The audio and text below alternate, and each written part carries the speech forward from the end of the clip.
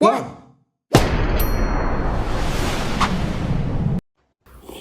Hi, hello to everyone mga kanguso. So for today's video naman, i-share ko naman sa inyo kung paano nga ba i-fried or maging crunchy yung ating kasoy. Ayan, so yan po ay 1/4 kilo.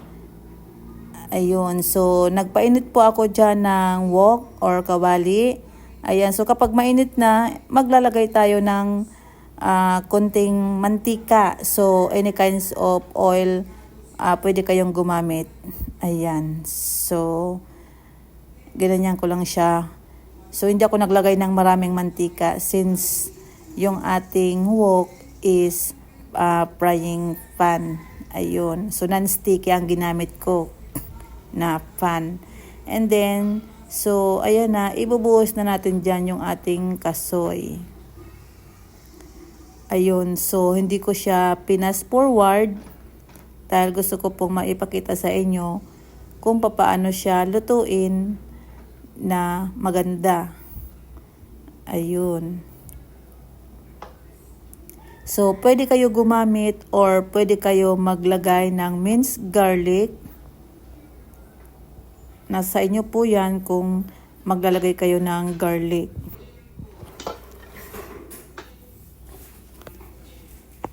So, ayan po.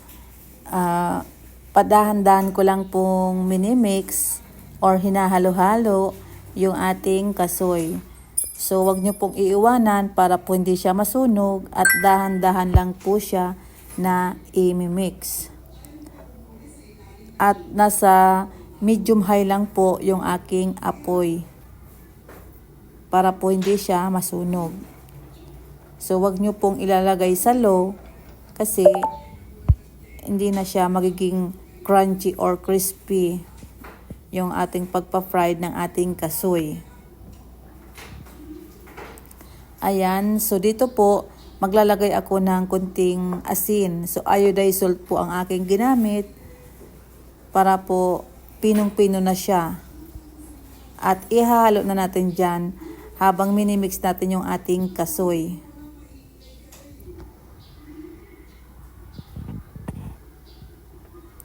So, ayan na nga po, dahan-dahan nating ihahalo dyan yung ating nilagay na asin.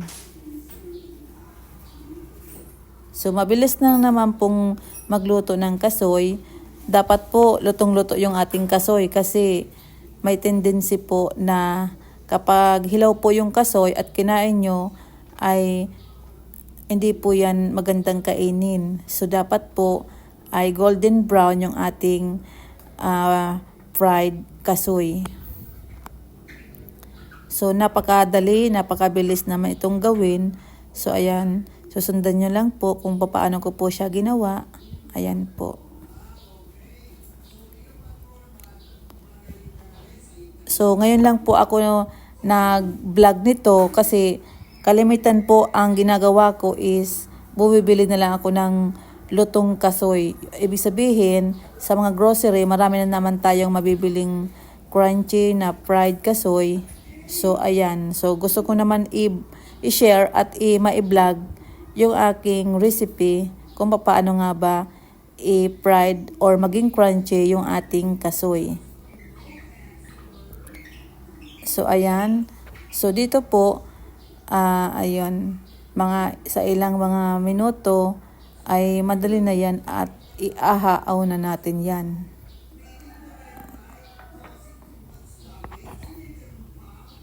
So, ayan po yung aking apoy. So, nagamit ako dyan ng induction cooker. Ayan na yung hot plate. Yan po yung induction na ginamit ko. Ayan. So, mas maganda rin gumamit kayo ng yung normal lang na kawali para manipis lang siya.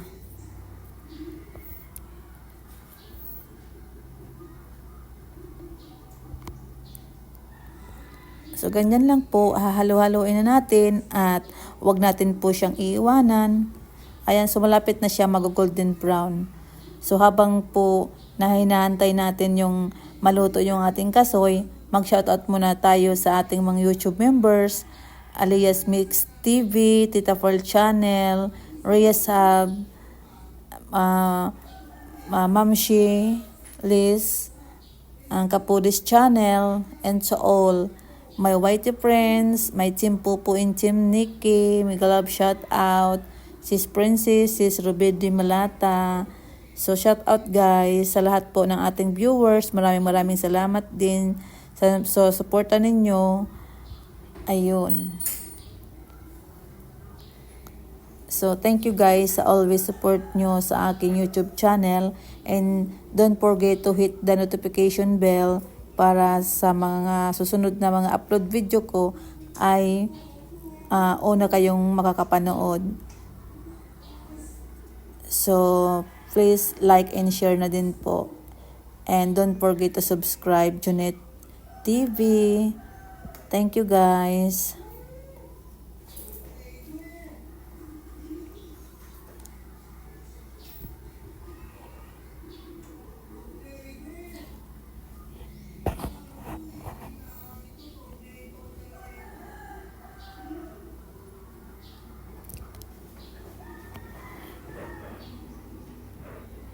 So, ayan na nga mga kanguso, malapit na yan na maluto. Ayun, nag-golden brown na siya. Kailangan lutong-luto siya. Ayan. So, yan po ay sinangag na kasoy. Kasi wala ako nilagay na maraming mantika. Pero crunchy, crispy siya guys. Promise.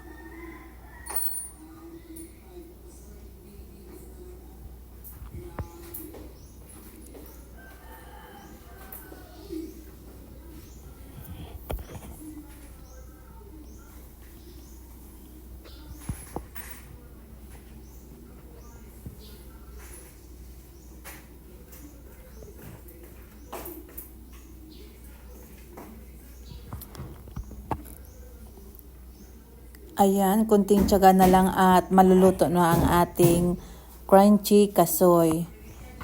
Ayun. So, that's it guys for today's video.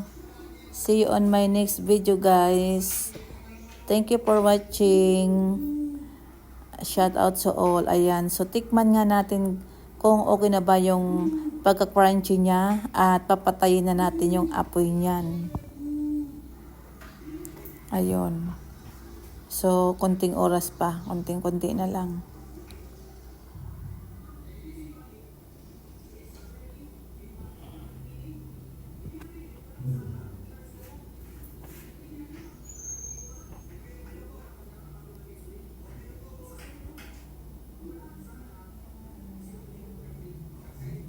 Ayan. So, luto na nga siya guys. Ayan, ahahunin na natin at itatransfer lang natin sa malinis na bowl. Ayan. So, bago natin kainin yan, ayan, magtikiman portion ay i-cool down lang natin siya ng konti. Ayun. So, ayan na nga, parang din tayong nagsangag ng pili, diba? So, ayan, crunchy, crispy ang ating kasoy. Ayun na nga. Maraming salamat guys sa inyong panunood mga kanguso. Ayan, i-transfer na natin sa malinis na bowl at ready to eat.